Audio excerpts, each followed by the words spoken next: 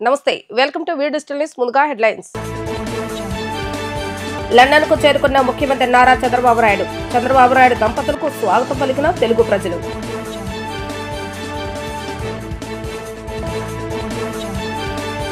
నకిలీ మద్యం కేసులో మాజీ మంత్రి జోగి రమేష్ అరెస్టు ఈ నెల 13 వరకు రిమాండ్ విధించిన న్యాయమూర్తి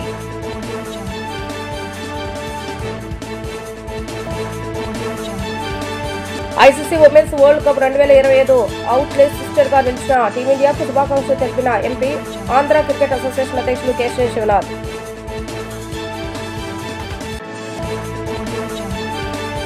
ముఖ్యమంత్రి నారా చంద్రబాబు నాయుడు దంపతులు లండన్ చేరుకున్నారు. వ్యక్తిగత పర్యటన నిమిత్తం సీఎం చంద్రబాబు నాయుడు భువనేశ్వరులు లండన్ వెళ్లారు. చంద్రబాబు నాయుడు దంపతులకు లండన్ తెలుగు కుటుంబాలు ఘన స్వాగతం పలికారు. లండన్ తెలుగు కుటుంబాలను చంద్రబాబు నాయుడు ఆప్యాయంగా పలకరించారు. ఈ నెల 4వ తేదీన ప్రతిష్టాత్మకంగా సంస్థ ఐఓడి నుంచి నారా భువనేశ్వరి 2 అవార్డులు అందుకున్నారు. డిస్టింగ్విష్డ్ ఫెలోషిప్ 2025 అవార్డును ఎన్టీఆర్ ట్రస్ట్ మేనేజింగ్ ట్రస్టీ హోదాలో అందుకోనున్నట్లుగా తెలుస్తోంది. ప్రజాసేవ సామాజిక ప్రభావంతో నారా భువనేశ్వరి కృషికి గుర్తించారు. ఎక్సలెన్స్ ఇన్ కార్పొరేట్ గవర్నెన్స్ విభాగంలో heritage foods and golden peacock award లభించింది. గోల్డెన్ పీకాక్ అవార్డును హెరిటేజ్ ఫుడ్స్ సంస్థ విసిఎండి హోదాలో నారా భువనేశ్వరి అవార్డు అందుకోనున్నారు. అవార్డు స్వీకరణ కార్యక్రమంలో సీఎం చంద్రబాబు నాయుడు పాల్గొనున్నారు. తూర్పు ఎక్సైజ్ శాఖ కార్యాలయంలో జోగి రమేష్ ను సుమారు 12 గంటల పాటు సిట్ అధికారులు విచారించారు. ఆయనతో పాటు ఆయన సోదరుడు రాముని వేర్వేరుగా కలిపి ప్రశ్నించారు. ఈ కేసులో ప్రధాన నిందితుడు జనార్దన్ రావుతో సంబంధాలపై ఆరా తీశారు. వైద్య పరీక్షల అనంతరం ఎక్సైజ్ శాఖ అధికారులు పోలీసులు ఆయన్ను న్యాయమూర్తి ఎదుట ప్రవేశపెట్టారు. అర్ధరాత్రి దాటిన తర్వాత వాదనలు ప్రారంభమయ్యాయి. న్యాయమూర్తి తెల్లవారుజామున 5 గంటలకు రిమాండ్ విధిస్తూ తీర్పు ఇచ్చారు.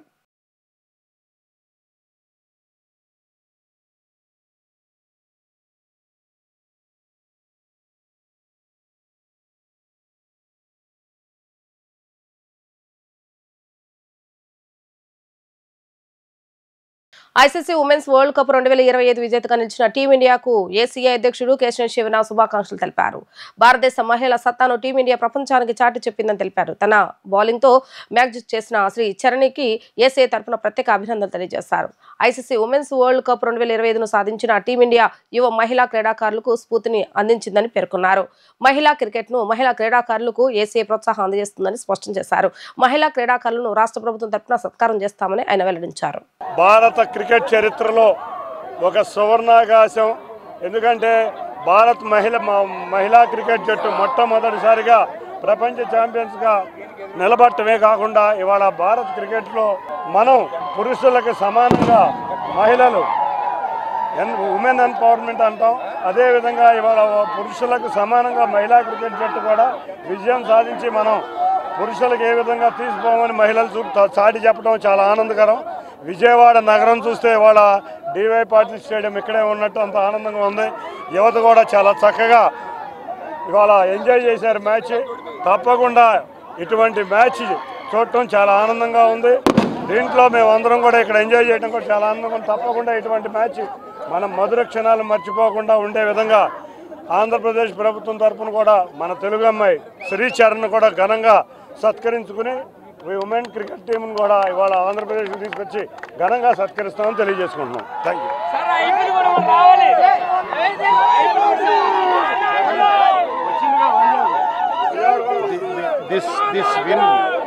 ఈ విజయం జమీమాకి భారతదేశంలో ఉన్న అందరు మహిళలకి అంకితం. మాజీ మంత్రి జోగి రమేష్ మంచివాడంటూ పెద్ద దొంగ అయిన వైసీపీ అధినేత జగన్ సర్టిఫికెట్ ఇవ్వటం హాస్యాస్పదమని టీడీపీ రాష్ట్ర ప్రధాన కార్యదర్శి మాజీ ఎమ్మెల్సీ బుద్దా వెంకన్న విమర్శించారు. నకిలీ మద్యం కేసులో జోగి రమేష్ జైలుకి వెళ్లటం ఎప్పుడో ఖాయముందని చెప్పారు. దుర్గమ్మ ఆలయానికి వెళ్లి దొంగ ప్రమాణం చేశాడని, అందుకే అమ్మవారి వెంటనే ప్రభావం చూపారని తెలిపారు. విజయవాడలోని ఎన్టీఆర్ భవన్లో బుద్దా వెంకన్న విలేకరులతో మాట్లాడుతూ తాను బీసీలని జోగి చెప్పుకోవటానికి సిగ్గు ఉండాలని అన్నారు. దోచుకున్న డబ్బును బీసీలకు పంచిపెడతాడా అని ప్రశ్నించారు. ఎన్నో ర్యాంకులు వేసిన జోగి రమేష్ పోలీసులు ఇంటికి వెళ్లగానే బాత్రూంలు ఎందుకు దాక్కున్నాడని ప్రశ్నించారు. నకిలీ మద్యం కేసులో జగన్ కూడా ఉన్నారని, విచారణలో జగన్ పేరును జోగి రమేష్ వెల్లడించనున్నారని పేర్కొన్నారు. జగన్ పెద్ద దొంగ అయితే జోగి రమేష్ అండ్ కోచ్ చిన్న దొంగలని అన్నారు. అతి చేస్తే కల్తీ మద్యం తాగి చనిపోయిన వారి కుటుంబ సభ్యులతో తాడిపల్లి ప్యాలెస్ ఎదుట ధర్నా చేస్తామని హెచ్చరించారు. జోగి రమేష్ అరెస్టు పాపం పండినవాడు జైలుకి వెళ్ళక తప్పదు. ఇది జోగి రమేష్ అరెస్టు ప్రభుత్వానికి ఎటువంటి సంబంధం లేదు.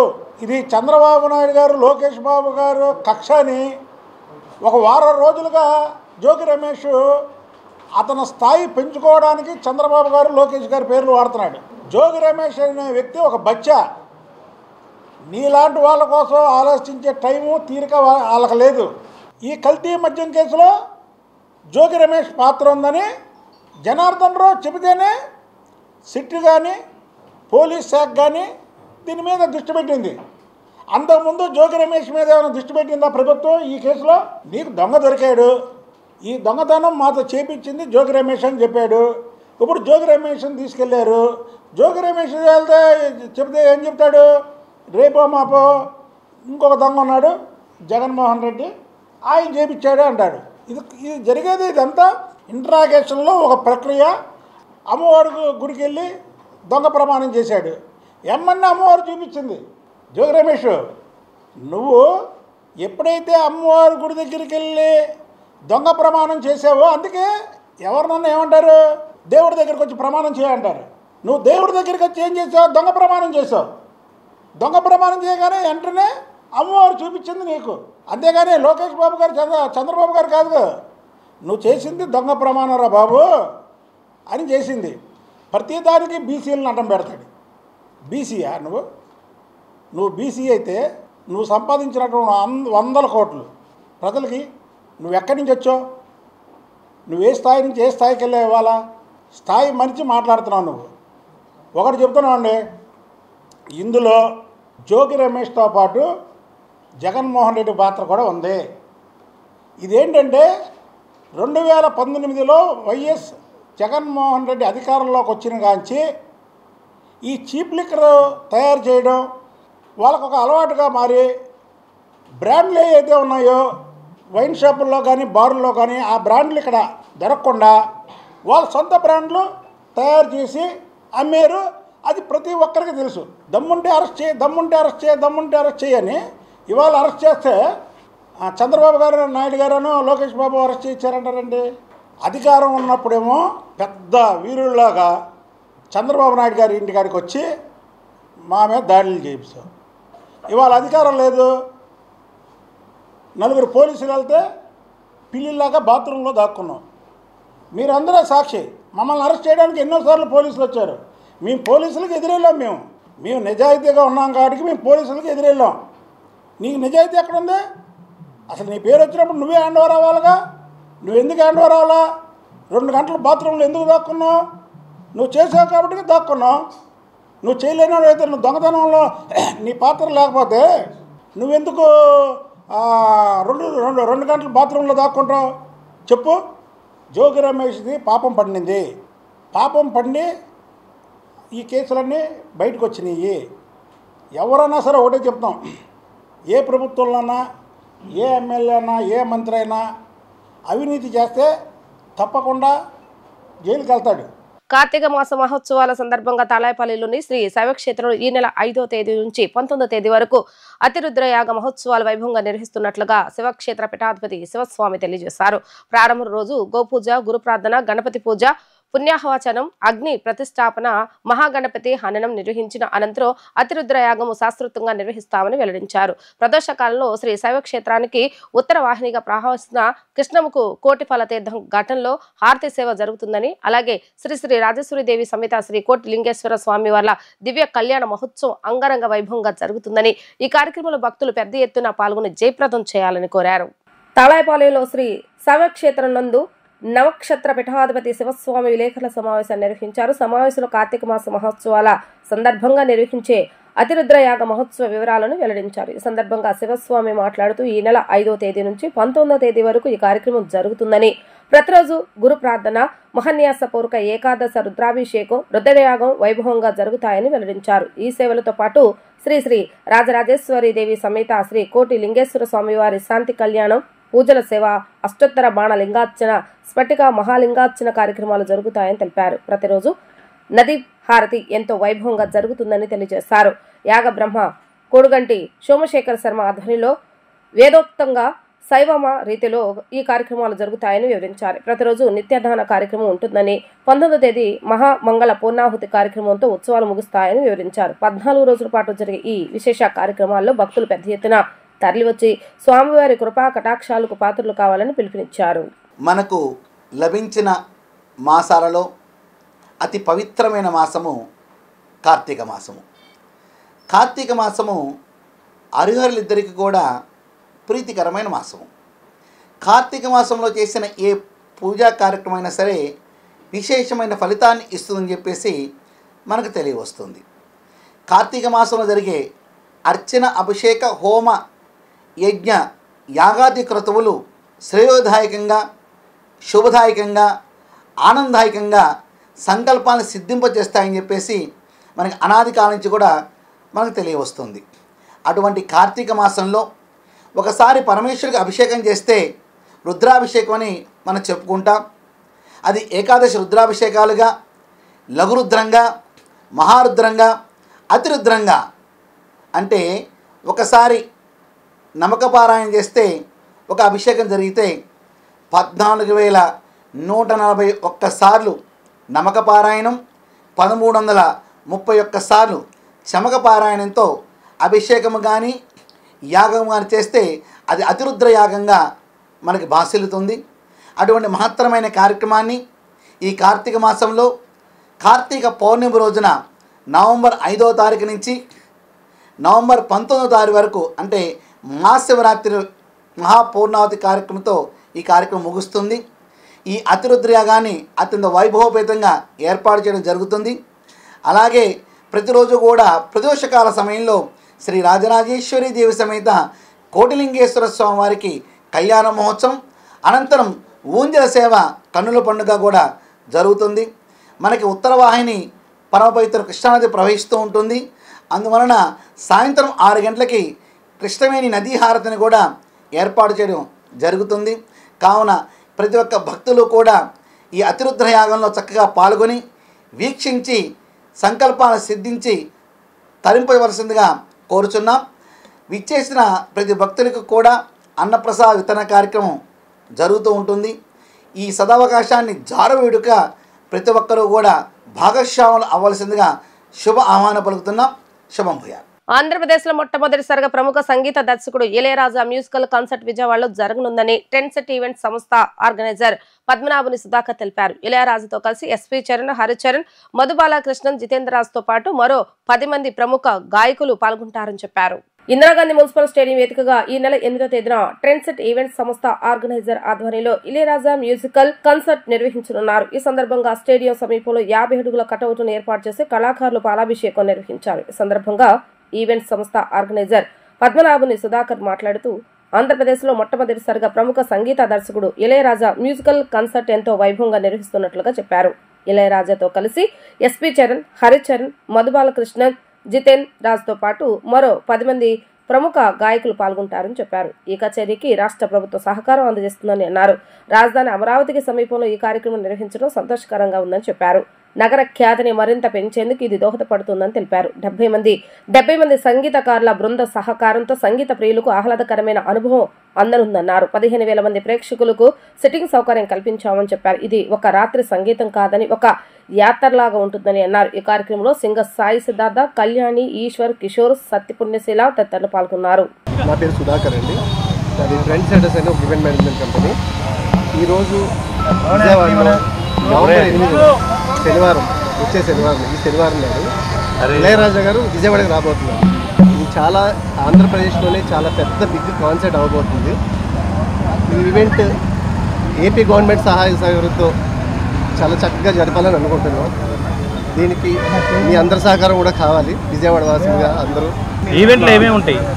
ఈవెంట్లో మొత్తం ఒక 80 మంది ఆర్టిస్టులతో ఇళయరాజా గారు లైవ్ కాన్సర్ట్ చేయబోతున్నారు. మొత్తం ఇది ఇందిరాగాంధీ మున్సిపల్ స్టేడియంలో జరగబోతుంది.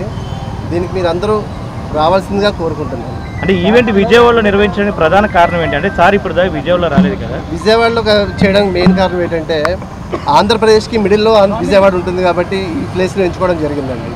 పాటల మాంత్రికుడు మాస్ట్రో శ్రీ ఇళయరాజా గారి కాన్సర్ట్ విజయవాడలో చాలా ఘనంగా నవంబర్ 8న ట్రెండ్ సెటర్స్ సుధాకర్ గారి ఆధ్వర్యంలో ఇక్కడ జరగబోతా ఉంది. విజయవాడ అంటేనే కళామ తల్లికి పుట్టినిల్లు, మరి కళలకి పుట్టినిల్లు అని కూడా చెప్పాలి. మరి ఇక్కడ ఉన్నటువంటి కళాకారులకు, కళాభిమానులకు కన్నుల పండుగ, వీణుల విందు. సో మన విజయవాడ ప్రజలందరూ కూడా యావత్ ఆంధ్ర రాష్ట్రంలోనే ఇదొక బిగ్గెస్ట్ మూమెంట్గా నిలబడబోతూ ఉంది. మరి మన విజయవాడ వాస్తవ్యులందరూ కూడా ముఖ్యంగా ఈ కార్యక్రమాన్ని మన సొంత కార్యక్రమంగా ప్రతి ఒక్కళ్ళు కూడా ఫీల్ అయ్యి మరి వారికి సాదర సుమస్వాగతం అందించాల్సినటువంటి బాధ్యత మన మీద ఉంది. ఎందుకంటే ఇళయరాజా గారి పాటలంటే మరి పసిపాప నిద్రపోతుంది, మరి ఏదైనా బాధ ఉంటే ఆ బాధ కూడా పోతుంది. అంత ఉన్నతమైనటువంటి మ్యూజికల్ లెజెండరీ డైరెక్టర్. మరి ఆయన మన విజయవాడకి రావడం మన అదృష్టం. మరి కళాభిమానులు, మరి కళామ తల్లిని గౌరవించే వాళ్ళు, కళాకారులు అందరూ కూడా ఇది ఒక బాధ్యతగా అనుకొని ఈ కార్యక్రమాన్ని ప్రతి ఒక్కళ్ళు కూడా విచ్చేసి జయప్రదం చేయవలసిందిగా మనస్ఫూర్తిగా విజయవాడ వాసిగా కోరుకుంటున్నాను. ఇవాళ ట్రెండ్ సెటర్స్ లైవ్ ఆధ్వర్యంలో ఆంధ్రాలో ఎన్నడూ జరగని విధంగా అతిపెద్ద కాన్సర్ట్ మన విజయవాడలో జరుపుకోవడం అనేది చాలా ఆనందకరం. సుధాకర్ గారి వల్ల ట్రెండ్ సెటర్స్ లైవ్ అనే బ్రాండ్ వల్ల జరుగుతుంది ఇది. అట్లనే ఇంకా చాలా ఈవెంట్స్ వస్తూ ఉంటాయి అని చెప్తూ ఈ ఈవెంట్లో ఒక 80 మంది పైగా మ్యూజిషియన్స్ ఉండబోతున్నారు. ఇవాళ దాకా ఆంధ్రాలో చూడని అంత పెద్ద స్టేజ్ ఉండబోతుంది. అండ్ ఇందాక మేడం చెప్పినట్టు కన్నుల పండుగగా ఉండబోతుంది. అందరూ తప్పకుండా వచ్చి ఫ్యామిలీతో కూర్చుని ఎంజాయ్ చేసే ఈవెంట్ ఇది. సో ఇదేదో మామూలుగా పిల్లలు లేకపోతే అలా ఎంజాయ్ చేసేది కాదు. ఫ్యామిలీలో అందరూ పిల్లల నుంచి పెద్దల వరకు ఎంజాయ్ చేసే ఈవెంట్. సో అందరూ రావాల్సిందిగా మనస్ఫూర్తిగా కోరుకుంటున్నాను. ఘంటసాల వెంకటేశ్వర పాటల కన్నా ఆయన వ్యక్తిత్వం మరింత గొప్పదని ఘంటసాల ది గ్రేట్ బయోపిక్ చిత్ర డైరెక్టర్ రామారావు అన్నారు. ప్రపంచ చరిత్రలో పూర్తి నిడివి గల గాయకుడు బయోపిక్ ను ఇంతవరకు ఎవరూ తీయలేదని, ఆ అదృష్టం తనకు మాత్రమే దక్కిందని చెప్పారు. Ghantasala the great movie December 12వ తేదీన ప్రపంచవ్యాప్తంగా రిలీజ్ అవుతుందని ప్రేక్షకులు ఆదరించాలని కోరారు. ప్రసిద్ధ గాయకులు ఘంటసాల వెంకటేశ్వర జీవిత చరిత్ర ఆధారంగా రూపొందించిన Ghantasala the great biopic December 12వ తేదీన ప్రపంచవ్యాప్తంగా విడుదల కానుందని చిత్ర నిర్మాత డైరెక్టర్ రామారావు తెలియజేశారు. ఈ సందర్భంగా టెన్సెట్ మాల్లో ప్రివ్యూ షోను వేశారు. అనంతరం రామారావు మాట్లాడుతూ ఘంటసాల పేరు వినగానే చిరస్మరణీయ గీతాలు గుర్తుకు వస్తాయని, అయితే ఆయన వ్యక్తిగతంలో ఉన్న గొప్పతనం, కష్ట సాధన గురించి నేటి తరానికి పెద్దగా తెలియదని రామారావు తెలిపారు. ఈ బయోపిక్ ద్వారా ఈ విషయాన్ని అందరికీ పరిచయం చేయాలని భావించి ఎంతో శ్రద్ధతో సినిమా రూపొందించామని చెప్పారు. చిత్ర నిర్మాణ సమయంలో కొన్ని న్యాయపరమైన సమస్యలు ఎదురైనప్పటికీ అవన్నీ పరిష్కరించుకొని ప్రేక్షకుల ముందుకు తీసుకురావడం పట్ల ఆయన సంతోషం వ్యక్తం చేశారు. భారతీయ చలనచిత్ర చరిత్రలో ఒక గాయకుడి మీద సంపూర్ణ నిడివి గల బయోపిక్ ఇంతవరకు ఎవరూ తీయలేదని, ఆ గౌరవం తనకు దక్కడం గర్వకారణంగా ఉందని రామారావు పేర్కొన్నారు. సినిమా ద్వారా ఘంటసాల మహోన్నత చరిత్రను తెలుసుకుంటారని అన్నారు. ఈ చిత్రంలో సీనియర్ నటుడు సుమన్ కీలక పాత్రలో కనిపిస్తారని, అలాగే ఘంటసాల పాత్రను ప్రముఖ గాయకుడు కృష్ణ చైతన్య పోషించగా ఆయన భార్య పాత్రను యాంకర్ మృదుల నటించారని చెప్పారు.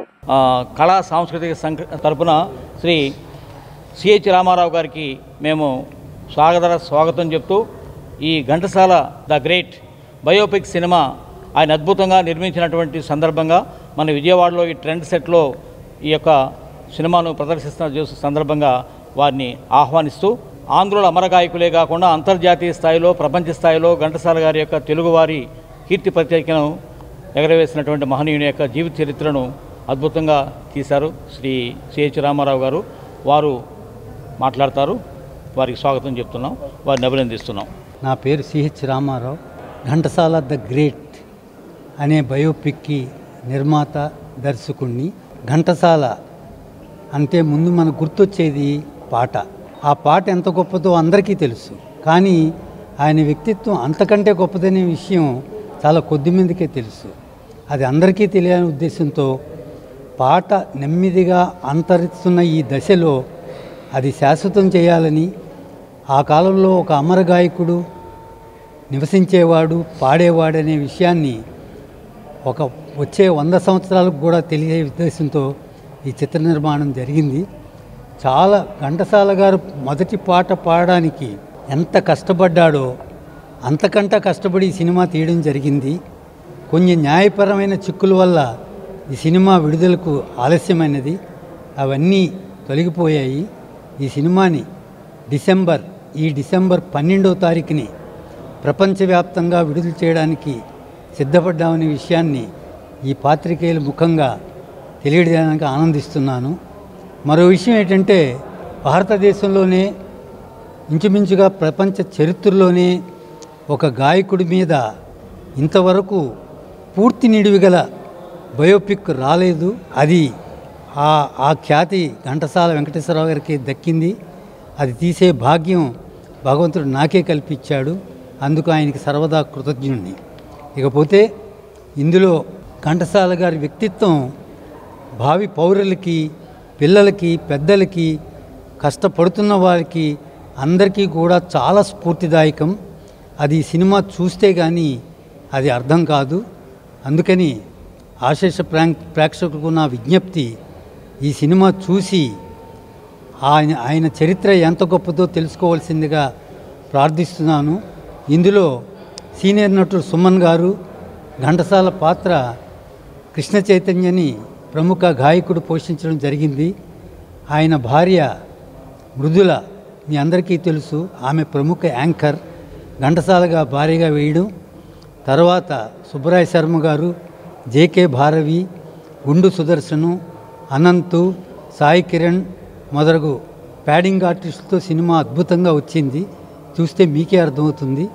మొంతా తుఫాన్ నష్టాన్ని అంచనా వేయటంలో ప్రభుత్వం విఫలమైందని పిసిసి చీఫ్ వైఎస్ షర్మిలారెడ్డి అన్నారు. కృష్ణా జిల్లా బంటబిల్లి మండలం సాతులు రోడ్డు వద్ద దెబ్బతిన్న పంట పొలాలను ఆమె పరిశీలించారు. రైతులు స్థానికులతో మాట్లాడి నష్టాన్ని అడిగి తెలుసుకున్నారు.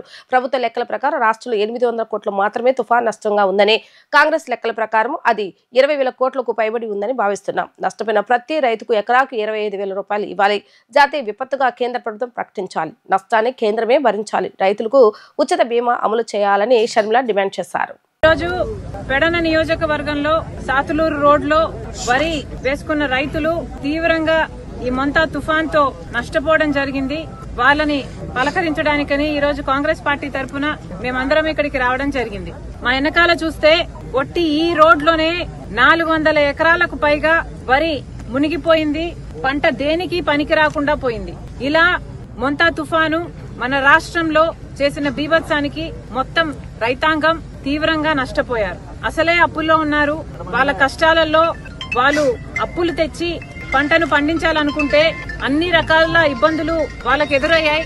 ఇవన్నీ కూడా అధిగమించి ఆఖరికి ఎరువులు ఇలాంటివి కూడా కొనుక్కోవడానికి బ్లాక్ లో కొనుక్కుని ఈరోజు ఈ స్థాయి వరకు పంటను తీసుకొస్తే మొంతా తుఫాన్ తో మొత్తానికే నష్టపోయారు రైతులు. కానీ నిన్న చంద్రబాబు గారు మొంతా తుఫానికి నష్టం జరిగింది అని చెప్తూ అంచనాలు చాలా తక్కువ చేసి చూపించారు. మరి ముఖ్యమంత్రి గారి ఉద్దేశం ఏమిటో ప్రజలకు అర్థం కావటం లేదు. కానీ ఒకవేళ ఎక్కువ అని చెప్తే పరిహారం ఎక్కువ ఇవ్వాల్సి వస్తుంది అని ముఖ్యమంత్రి గారు అనుకున్నట్టున్నారు. కానీ ప్రభుత్వానికి, ముఖ్యమంత్రి గారికి చెప్తున్నాం, మీరు చెప్పిన ఫిగర్స్ కి వాస్తవాలకి అసలు పొంతనే లేకుండా ఉంది. ముఖ్యమంత్రి గారి ప్రకారము కేవలం 829 కోట్ల రూపాయలు వ్యవసాయ నష్టం జరిగింది. హార్టికల్చర్ ఇంకో 40 కోట్ల నష్టం జరిగింది. అలాగే అక్వా ఒక 1515, ఇలా పశువులు, ఎలక్ట్రిసిటీ, రోడ్లు అన్ని కలుపుకొని ఎక్సెట్రా అన్ని కలుపుకొని 5,000 కోట్ల నష్టం జరిగింది అని ముఖ్యమంత్రి చంద్రబాబు గారు చెప్పడం జరిగింది. కానీ ఇది వాస్తవానికి ఏమాత్రం దగ్గరగా లేదు. ఇది పూర్తిగా అవాస్తవమని రైతులు చెప్పడమే కాదు, ఎక్కడికక్కడ ఏ నియోజకవర్గంలో రైతుల్ని పలకరించినా తీవ్రంగా నష్టం జరిగింది అని చెప్తున్నారు. పైగా మా దగ్గరికి వచ్చి ఎవరు సర్వేలు చేసింది లేదు, అంచనాలు వేసింది లేదు అని చెప్తున్నారు. కాంగ్రెస్ పార్టీ తరఫున కాంగ్రెస్ కిసాన్ సెల్ చేసిన సర్వే ప్రకారము దాదాపు 20 నుంచి 22 లక్షల ఎకరాల వరకు పంట నష్టం జరిగింది అని మేము అంచనా వేశాం. ఉట్టి వరియే 13 లక్షల ఎకరాలలో వరి నష్టం జరిగింది. పత్తి 3 లక్షల ఎకరాలలో మునిగిపోయి అసలు దేనికి పనికి రాకుండా పోయింది. అలాగే వేరుశెనగ 1,50,000 ఎకరాలు, అలాగే జొన్న 2.5 లక్షల ఎకరాలు, ఇలా అన్ని కలుపుకుంటే దాదాపు 20 నుంచి 22 లక్షల ఎకరాలలో పంట నష్టం జరిగింది. 20,000 కోట్ల రూపాయలు మొత్తం వ్యవసాయంతో సహా మిగతా అన్ని అంచనాలు వేసుకుంటే కనీసం 20,000 కోట్ల రూపాయలు నష్టం జరిగిందని కాంగ్రెస్ పార్టీ అంచనా వేసింది. వార్తలు ముగించే ముందు హెడ్లైన్స్ మరొకసారి. లండన్ కు చేరుకున్న ముఖ్యమంత్రి నారా చంద్రబాబు నాయుడు. చంద్రబాబు నాయుడు దంపతులకు స్వాగతం పలికిన తెలుగు ప్రజలు.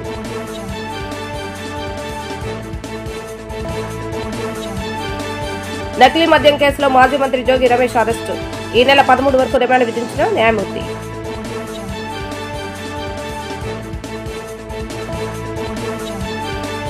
ICC women's world cup 2025 outlet sister గా నిలిచిన టీమిండియాకు శుభాకాంక్షలు తెలిపిన ఎంపీ, ఆంధ్ర క్రికెట్ అసోసియేషన్ అధ్యక్షులు కేశవ శివనాథ్.